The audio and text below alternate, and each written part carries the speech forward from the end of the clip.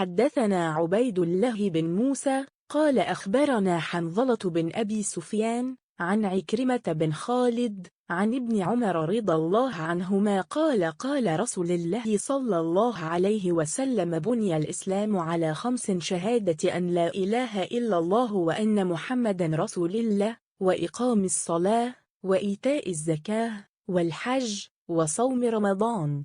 Allah's Messenger said, Islam is based on the following 5 principles.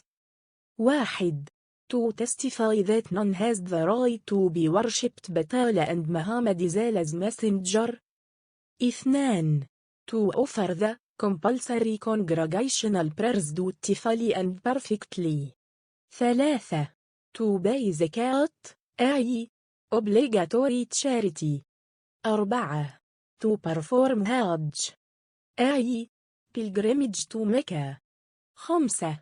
To observe fast during the month of Ramadan.